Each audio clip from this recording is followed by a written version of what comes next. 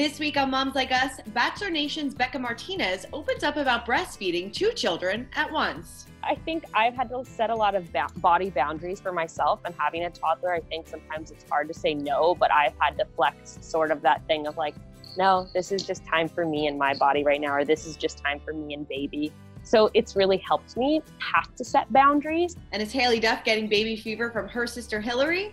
We toy with the idea, and then I think to myself, like, oh my gosh, Lulu is so crazy. She's 2. What am I talking about? Plus, Emma Stone is pregnant, Ciara's fitness goals, and Cardi B claps back at trolls. But yeah, I think as parents, we do need to be responsible for that.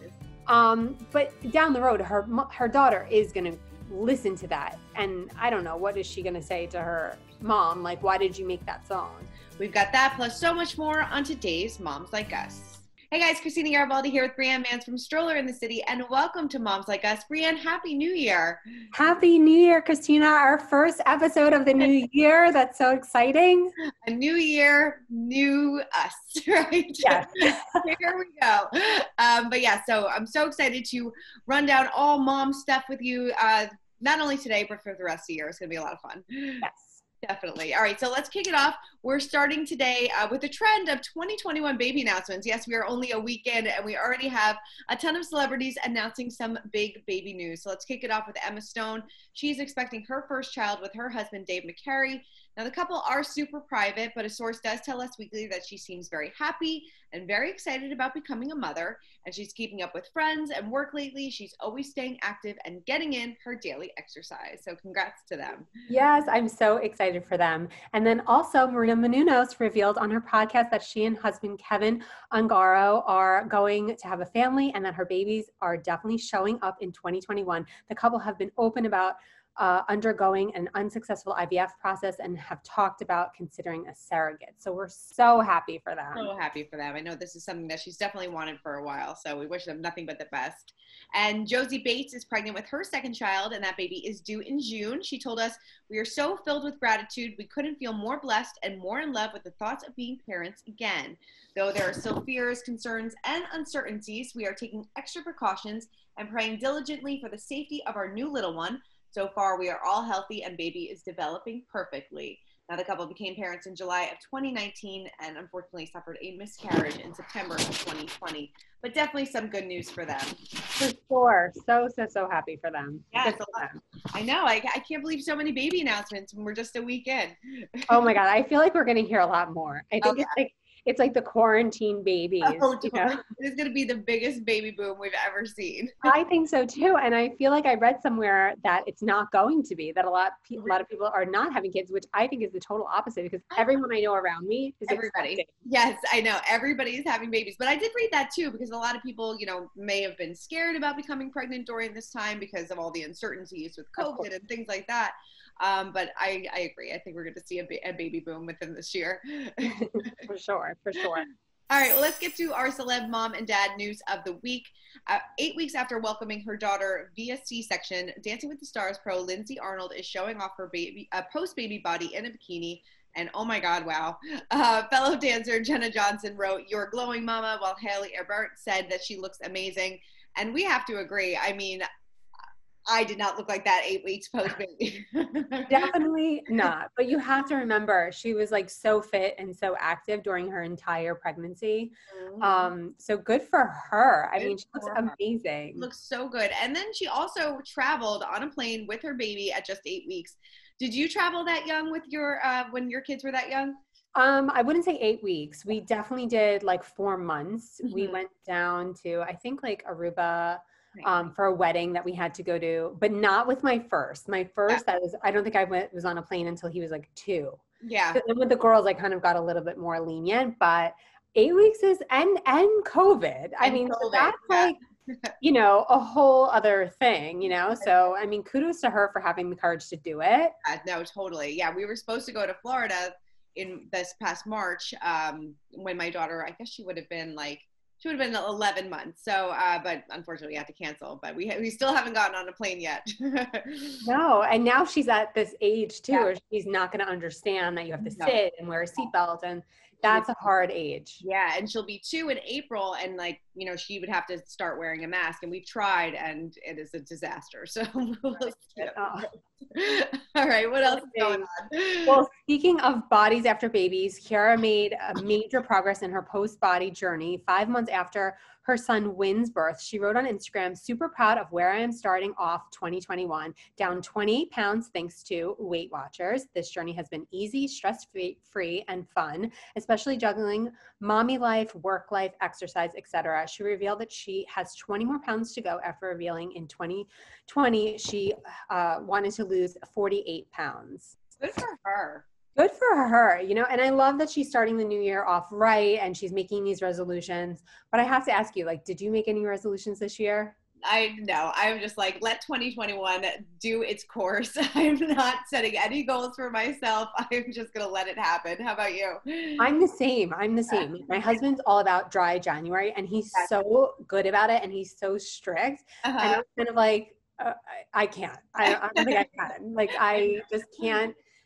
I don't know. I just feel like we need to be easy on ourselves for like 2021 and not be so hard on ourselves. Like, I would love to, yes, work out more, but I'm not making it like, I'm just kind of riding it out and just being where I'm going to ride the wave and see how it goes. My husband is doing dry January as well. So we'll see how that goes for him.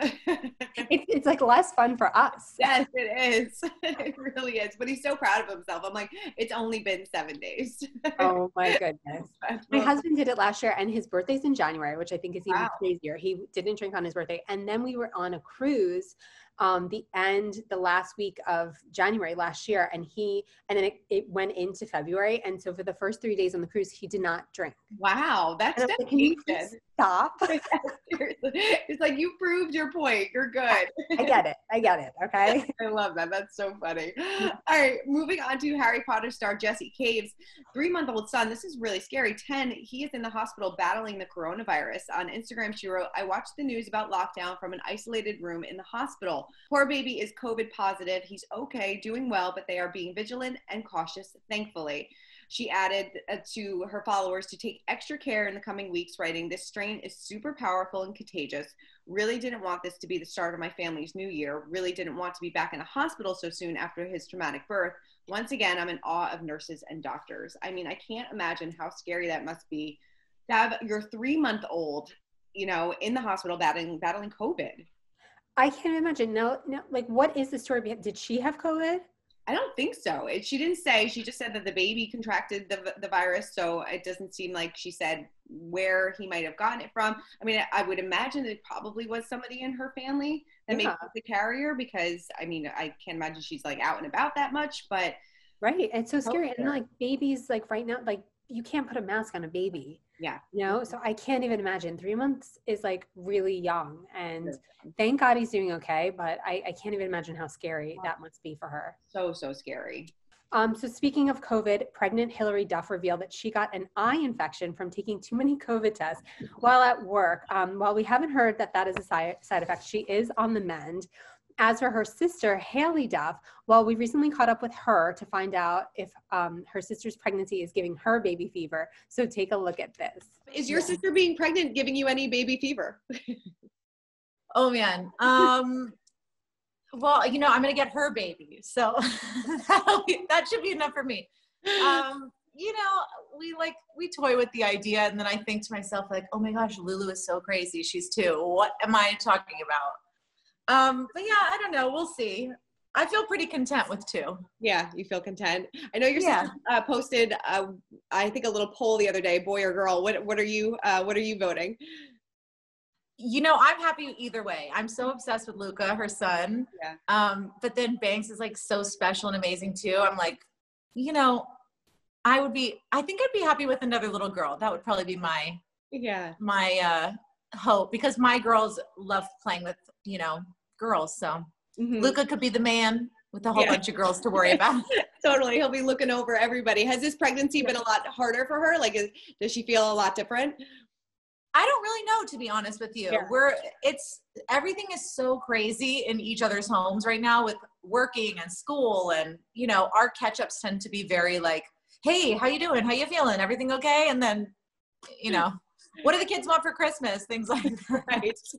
She seems to be doing well though. And, you know, she's a very, good pregnant person. She likes to be pregnant. She's feels good. She's not sick normally. So, you know, I think she's doing great. Yeah. Were you a good pregnant person?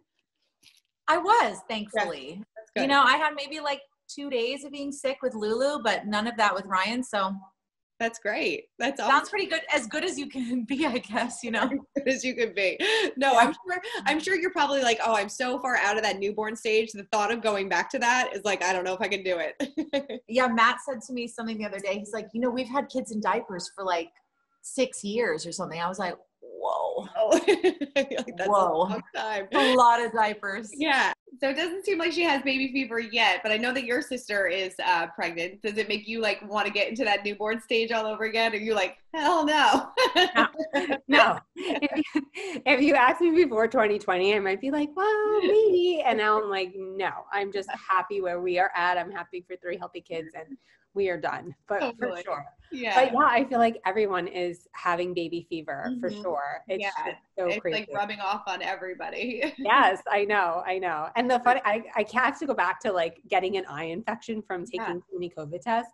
I mean, that's kind of crazy. It is kind of crazy. I wonder if like, you know, I'm sure in the next couple months we will start getting like more side effects and how people are reacting to things, but who knows? I mean, you know, they're sticking it all the way up there. Yeah, it's crazy. I actually had a sty over the summer and like I felt it and like I put like a, you know, a hot warm cloth on it or whatever and it like didn't go away. And so I actually went to the eye doctor and she's like, you'd be surprised how many people have styes in 2020. It's because the mask is here and you're getting like, if you're out and about, you're getting like dirt in your eye. Yeah. And so I actually found out that like 5 of my other friends wound up getting styes too. So funny. My mom just had one. So oh my goodness. And I've never had, like maybe the last time I had one was like 10 years ago. Yeah. So it was like so bizarre that I had this.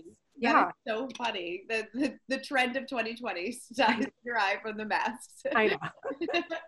All right, moving on to Jana Kramer. Now, this is a really frightening moment. She took her 4-year-old daughter, Jolie, to a park, and she explained on Instagram that her daughter was running around with a new friend that she made while her and her husband were watching their son, Jace. She obviously was maintaining a close eye on her daughter, Jolie, but lost sight of her for just a second. She wrote, the next minute, a lady walked up to me and said, your daughter just got into a white SUV. My heart went straight to my gut, and I said, what? I immediately ran as fast as I could to the parking lot where I then saw Jolie and a little girl coming around the back of the car. The little girl's mom was in the car, so I clung to Jolie so quick and caught my breath and tried to turn all of the what ifs going through my brain.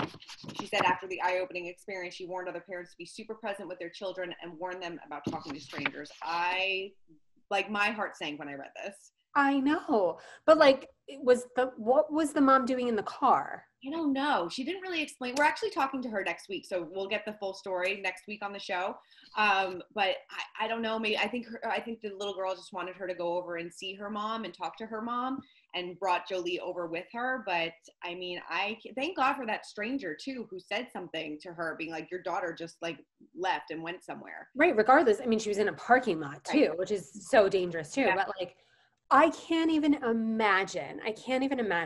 A friend of mine told us a story, it has to be 4 years now, in Tribeca, which is like a fairly safe neighborhood. She has twins and she's walking with the 2 twins. They were like always behind her, like, 2 steps. And she turned around and she saw the daughter who's like right near her. And then she looked back further and this crazy lady was whispering to her son and like kind of like had him like in her arms. And she was like, get over here. And she's like calling him and I don't know what she was whispering, but she had him pretty close and she went to the precinct and she like filed all these things. And like, she's like, you have to watch out for this lady. And, I have my young kids and they run in front of us. And yeah, of course, sometimes they're, lagging behind you once in a while. And ever since then, I've been on such high alert, like who's around me, what's going on. Like it's crazy. It's so crazy. That is like the scariest thing. That is literally every parent's worst nightmare. I just couldn't even imagine. That's why my mom used to like had me on those leashes when I was a little kid. Never let me out of her sight. Now I understand why they made those. Totally. But yeah, it's definitely a scary situation. I'm glad everybody is okay, but it's definitely a learning experience too for a lot of parents out there, which is why I'm sure she put it out there. I'm glad she did. Right. Because you think you're in a playground, you think you're safe, and then you never know. But yeah, oh my God, I can't even, like, my heart is still like beating for her. Yes, like seriously. Oh my God.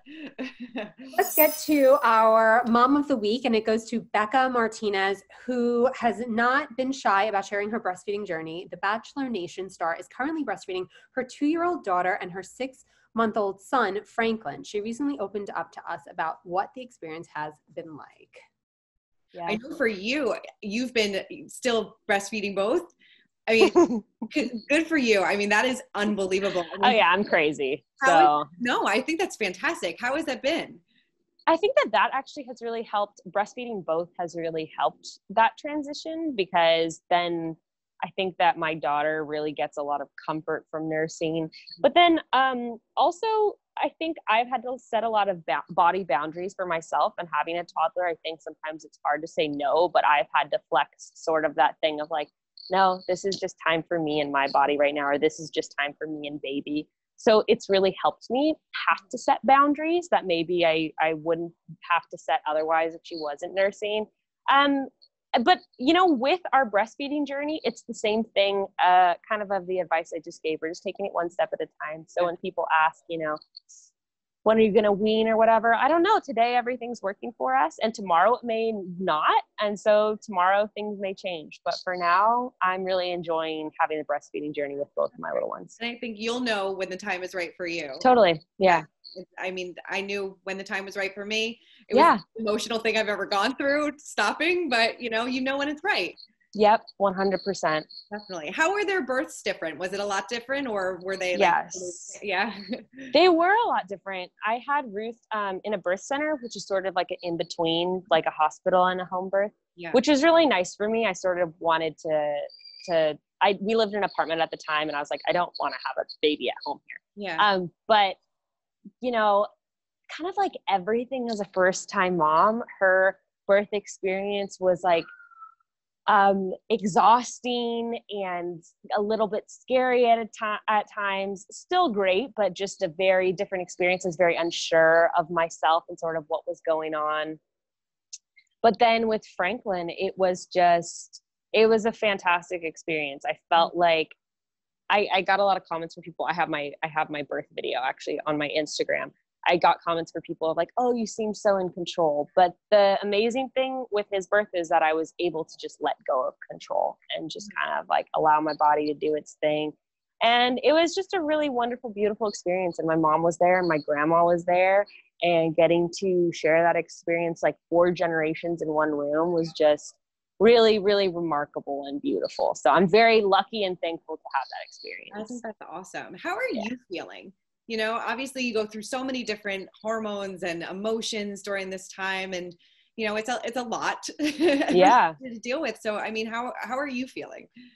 I think that this year for me has really been about seeking balance, and I'm definitely not there yet, but I think that it's something that so many people are going through right now, working from home and being a mom and being like keeper of the home and being a partner. And, there's so much that's demanded of us, and there's so much that's demanded of me in a way that's not unique to so many other people's experience. But I have had to figure out how I can find balance in daily life. How can I take moments for me? How can I prioritize time with friends that's not with our kids, but, just with us, even if it's just a phone call at the end of the day. Right. How can I ask for the things that I need from other people has been a big one. I think it's really difficult sometimes as moms and just as women to ask for what we need and ask for help when we need it. Yeah. So that's kind of been those are new things that I've been exploring. I'm someone that doesn't like to ask for help and likes to try to be self-sufficient. And I've been learning this year, like, life is kind of miserable when you don't ask for the help you need and you don't call on other people in your community to help you when things are going good and when things are going not so good. Yeah. Kudos to her. I mean, breastfeeding 2 kids at once is definitely difficult. I mean, do you think that you'd be able to do that? I don't think I could. No, I don't. To be honest, I don't think I've ever heard of that. Mm-hmm. I've heard breastfeeding while you're pregnant. Yeah. Mm-hmm. I have heard that, but I haven't heard that you can like breastfeed like both kids at the same time. That's true. Yeah. Mm-hmm. I haven't either. I can't even imagine how hard it is because breastfeeding alone is hard. It's a full-time job, and then to do it for 2 kids, Right. I mean, good for her. Good for her. I mean, she did say, that, at times, I guess with her toddler who wants to breastfeed constantly as well, she has to set those boundaries and be like, this is my time, or this is just time for me and, me and your brother. So, I mean, she is setting those boundaries, but, that's a lot of work. Yeah. It really is. I can't even. I mean, kudos to her. Yeah, seriously. Good job. All right, let's move on to our clapbacks of the week. And we have not 1, but 2. So starting off with Candace Cameron Bure, who fired back at online haters who posted negative comments on her family's holiday photo. This featured her and her husband and 3 children. And she captioned the photo, "Happy New Year from the Bures. Looking forward to what 2021 has in store." Of course, the trolls have to come out writing, "What a weird pose your daughter's doing," referencing her daughter Natasha, who looked left instead of toward the camera and had a serious look on her face. Another person asked, "Why does your son look so angry?" Well, she fired back saying, "I posted my family's Christmas photo, and sadly there were so many unkind comments. Do you think it's funny to criticize someone's children, to make jokes about them, to critique our poses, the direction in which we are looking, our physical appearance and facial expressions? Be better than that. I'm praying for humanity, manners, and respect. If you don't like something, just move on. They are people and have real feelings behind every screen." I mean, you can't even post a holiday photo without somebody. So sad. I got to be honest with you. It's so sad because I saw that photo in my feed as I was scrolling, and I'm pretty sure I liked it. Yeah. I did not deep dive into it and look at who's looking where and who's, I mean, she posted a sweet family photo and was like wishing you well. And I just don't understand why trolls came out for that. Yeah, it's a silly thing to come out for. She's trying to, and her message in the post was, I wish everybody health, happiness, and prayers in the new year. And, this is what people focus on. It's just so silly, and people need to really get a life. I know. And like for her to have all those coming at you, like you must have to have such a thick skin. Mm-hmm. I don't have that. No, like I can't, like as much as like I do social media and I do all that stuff, I have such a thin skin, and like the one little thing like bothers me. Of course. Like if I saw someone like unfollow me, like if I realized that they did, I take that to heart. I don't know. And like, I really shouldn't. And it could be totally Instagram, like unfollowing it and not them, but I take that stuff to heart. And I don't know. I just feel it's so true because, you can get like a million positive comments, but that one, the one negative one, you're always going to focus on. And I feel like that's everybody, but it's, it's tough. And I give people in the public eye a lot of credit because I'm sure that they constantly get this all the time. Yeah. Yeah. And they have to just like look past it. And it doesn't happen. So it's so hard. So our second clapback goes to Cardi B. She clapped back at the criticism after not letting her 2-year-old daughter, Culture, listen to her and Megan's These Stallions WAP, W-A-P. The rapper was dancing to the song on social media, and when her toddler ran into the room, she rushed to turn the song off. So the Twitter haters slammed her, saying, "So everyone else's daughter can listen to it, but your daughter can't." Exactly what I've been saying. You have an agenda to push with the trash ass label. Disgusting. So she replied, and she's like, "You need to stop with this already. I'm not JoJo Siwa. I don't make music for kids. I make music for adults. Parents are responsible for what their children listen to or see. I'm a very sexual person, not around my child, just like every other parent should be." The Bodak Yellow rapper went on to note that some moms are strippers, saying that, does that mean that you do that around your kids? No, stop making this debate. It's pretty much common sense. So, I mean, yes, I did not know what that meant. I had no idea what that meant. My kids brought it to my attention. They don't really listen to it, but they've heard it just like through social media. And they told me what it meant. And I was like horrified, horrified. And I was like, okay, you can't listen to that anymore. But yeah, I think as parents, we do need to be responsible for that. But down the road, her daughter is going to listen to that. And I don't know, what is she going to say to her mom? Like, why did you make that song? You know, Right. I don't know. Yeah, no, But- I totally agree with you. I mean, she's gonna know that her mom created this and, you know, started this whole thing. But I mean, I do understand why she doesn't want a 2-year-old listening to this right now. Maybe when she's, you know, 16, 15, Yeah. 16 years old, maybe she'll listen to it. But yes, I mean, parents should be responsible of what their kids listen to and watch Absolutely. and things like that. And, you know, I think she's just being a responsible adult. Yeah, she's saying, I'm not a role model for children. I'm making music for adults. And it's up to you what you want to do with that. Exactly. Exactly. So crazy. Not a family listening album. Definitely not. Definitely not. You want to listen to that on your run? Go for it. Go for it. All right. Well, that's it for this week's episode of Moms Like Us. Like we said in the beginning of the show, Happy New Year to everybody. Thanks for tuning in every single week. And we look forward to what 2021 has in store. Hopefully good things. All the things. All good things. Bye, guys. Bye, guys. We'll see you every Thursday, 3 p.m. Us Weekly's YouTube channel. Yes.